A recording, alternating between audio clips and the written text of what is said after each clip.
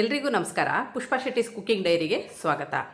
ನಾನಿವತ್ತು ನಿಂಬುವಿನಿಂದ ಸ್ವೀಟ್ ಆಗಿರೋ ಒಂದು ಚಟ್ನಿಯನ್ನು ಮಾಡೋಣ ಅಂತಿದ್ದೀನಿ. ಇದಕ್ಕೆ ನಾನಿಲ್ಲಿ ಒಂದು ಅರ್ಧ ಕೆಜಿನಷ್ಟು ನಿಂಬೆಹಣ್ಣನ್ನು ತೊಗೊಂಡಿದ್ದೀನಿ. ನೀವು ನಿಂಬೆಹಣ್ಣನ್ನು ಆರಿಸುವಾಗ ತೆಳು ಸಿಪ್ಪೆ ಇರೋ ನಿಂಬೆಹಣ್ಣನ್ನು ನೋಡಿ, ತುಂಬ ಚೆನ್ನಾಗಿ ರೈಪ್ ಆಗಿರೋ ನಿಂಬುವನ್ನು ನೋಡಿ ಆರಿಸಿ. ಈ ಥರ ಸಿಪ್ಪೆ ತೆಳ್ಳಗಿರಬೇಕು. ದಪ್ಪ ಸಿಪ್ಪೆ ನಿಂಬುವನ್ನು ಹಾಕಿದರೆ ಸ್ವಲ್ಪ ಕಹಿ ಬರುತ್ತೆ. ಈಗ ನಾನಿಲ್ಲಿ ಒಂದು ಸುಮಾರು ಅರ್ಧ ಕೆಜಿ ನಿಂಬುವನ್ನು ತೊಗೊಂಡಿದ್ದೀನಿ. ಈಗ ಇದಕ್ಕೆ ನಾನು ಕುದಿಯುವ ನೀರನ್ನು ಹಾಕ್ತಾ ಇದ್ದೀನಿ.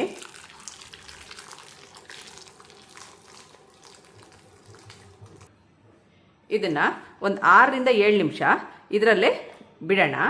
ಅಷ್ಟರಲ್ಲಿ ನಮಗೆ ಬೇಕಾಗಿರೋ ಸಾಮಗ್ರಿಗಳನ್ನೆಲ್ಲ ರೆಡಿ ಮಾಡ್ಕೊಳ್ಳೋಣ. ನಾನು ನಿಂಬುವ ಚಟ್ನಿಯನ್ನು ಮಾಡಲಿಕ್ಕೆ ಕೆಲವೊಂದು ಸಾಮಗ್ರಿಗಳನ್ನು ತೊಗೊಂಡಿದ್ದೀನಿ. ರುಚಿಗೆ ತಕ್ಕಷ್ಟು ಉಪ್ಪು, ಒಂದು ಅರ್ಧ ಟೀ ಸ್ಪೂನಷ್ಟು ಕಾಳು ಮೆಣಸಿನ ಪುಡಿ, ಒಂದು ಅರ್ಧ ಚಮಚದಷ್ಟು ಕಾಲ ನಮಕ್, ಒಂದು ಅರ್ಧ ಚಮಚದಷ್ಟು ಹುರಿದ ಜೀರಿಗೆ ಪುಡಿ, ಒಂದು 2 tea spoon chilli powder, 1 tea spoon chilli flakes, ಹಾಗೂ ಒಂದು ಅರ್ಧ ಟೀ ಸ್ಪೂನ್ ಆಗುವಷ್ಟು ಇಂಗು, ಅರ್ಧಕ್ಕಿಂತ ಸ್ವಲ್ಪ ಕಡಿಮೆ ಇಂಗನ್ನು ತೊಗೊಂಡಿದ್ದೀನಿ. ಈಗ ಇದರದ್ದು ನೆಕ್ಸ್ಟ್ ಪ್ರೊಸೀಜರನ್ನು ನೋಡೋಣ. ಈಗ ನೆನೆಸಿಟ್ಟಂಥ ನಿಂಬೆಹಣ್ಣನ್ನು ಕ್ಲೀನಾಗಿ ತೊಳೆದು ಒಣಬಟ್ಟೆಯಲ್ಲಿ ಒರೆಸ್ಕೊಂಡು ಬಂದಿದ್ದೀನಿ. ಈಗ ಇದನ್ನ ಕ್ಲೀನಾಗಿ ಒಂದು 8 ಭಾಗಗಳಾಗಿ ಕಟ್ ಮಾಡ್ಕೊಳ್ಳೋಣ. ಅದ್ರ ಒಳಗಿನ ಸೀಡ್ಸನ್ನೆಲ್ಲ ತೆಗೆಯೋಣ. ಸೀಡ್ಸ್ ಇಟ್ಟರೆ ಕೈ ಬರುತ್ತೆ. ವೀಕ್ಷಕರೇ, ಈಗ ತಗೊಂಡಂಥ ನಿಂಬನ್ನು ಕ್ಲೀನಾಗಿ ನಾನೊಂದು 8 ಪೀಸ್ ಆಗುವ ಹಾಗೆ ಕಟ್ ಮಾಡ್ಕೊಂಡು ಬಂದಿದ್ದೀನಿ. ಈಗ ಇದನ್ನು ನಾನು ಮಿಕ್ಸರಿಗೆ ಟ್ರಾನ್ಸ್ಫರ್ ಮಾಡಿ ತರಿಯಾಗಿ ರುಬ್ಕೊಂಡು ಬರ್ತಾಯಿದ್ದೀನಿ. ನನಗೆ ಈ ಕಪ್ನಲ್ಲಿ ಸುಮಾರು ಒಂದು 2 ಕಪ್ನಷ್ಟು ನಿಂಬೆಹಣ್ಣಿನ ಪೇಸ್ಟ್ ಸಿಕ್ಕಿದೆ.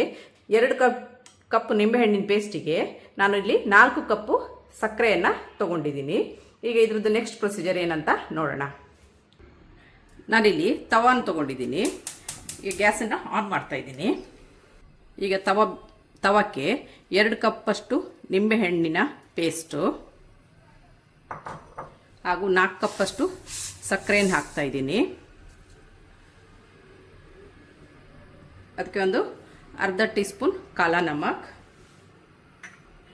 ಅರ್ಧ ಟೀ ಸ್ಪೂನ್ಗಿಂತ ಸ್ವಲ್ಪ ಕಡಿಮೆ ಇಂಗು, 2 ಟೀ ಸ್ಪೂನಷ್ಟು ಅಚ್ಚ ಖಾರದ ಪುಡಿ, ಅರ್ಧ ಟೀ ಸ್ಪೂನಷ್ಟು ಹುರಿದ ಜೀರಿಗೆ ಪೌಡ್ರು, ರುಚಿಗೆ ತಕ್ಕಷ್ಟು ಉಪ್ಪು, 1 ಟೀ ಸ್ಪೂನ್ ಚಿಲ್ಲಿ ಫ್ಲೇಕ್ಸ್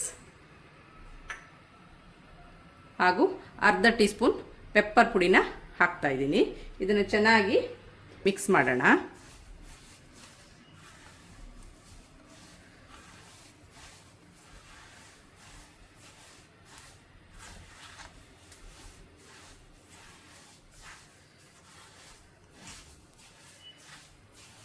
ಸ್ವಲ್ಪ ಕರಗಿದ ಮೇಲೆ ಉಪ್ಪು ಖಾರ ಎಲ್ಲ ನಿಮ್ಮ ಹದಕ್ಕೆ ನೋಡಿಕೊಳ್ಳಿ, ಬೇಕಾದರೆ ಹಾಕ್ಕೊಳ್ಳಿ.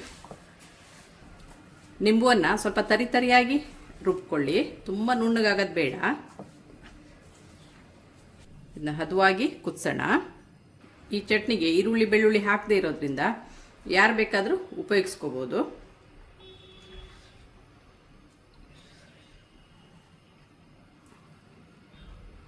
ಇದು ಒಮ್ಮೆ ಮಾಡಿ ಇಟ್ಕೊಂಡ್ರೆ ತುಂಬ ದಿನ ಯೂಸ್ ಮಾಡ್ಬೋದು.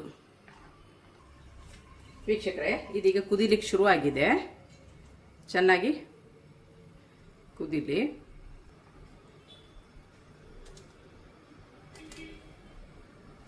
ಚೆನ್ನಾಗಿ ಹದ ಬರ್ತಾ ಇದೆ.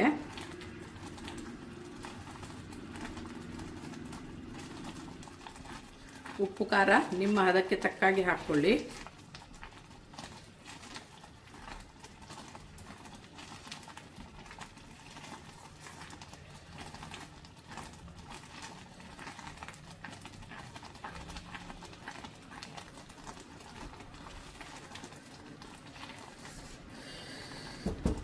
ಚೆನ್ನಾಗಿ ಕುದೀಲಿ.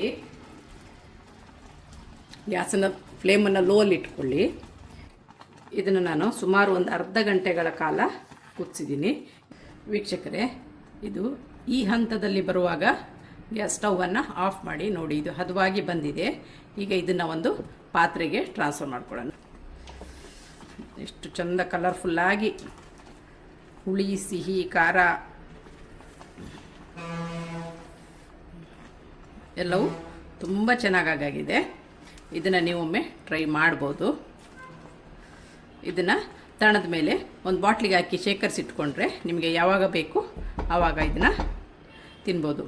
ಹಾಗೆಯೇ ನಿಮಗೆ ನನ್ನ ಈ ರೆಸಿಪಿ ಇಷ್ಟವಾದಲ್ಲಿ ಪುಷ್ಪಾ ಶೆಟ್ಟೀಸ್ ಕುಕಿಂಗ್ ಡೈರಿ ಇದಕ್ಕೆ ಒಂದು ಲೈಕ್ ಕೊಡಿ, ಶೇರ್ ಮಾಡಿ, ಕಮೆಂಟ್ ಮಾಡಿ. ಸಬ್ಸ್ಕ್ರೈಬ್ ಆಗಿಲ್ಲ ಅಂದರೆ ಸಬ್ಸ್ಕ್ರೈಬ್ ಆಗಿ.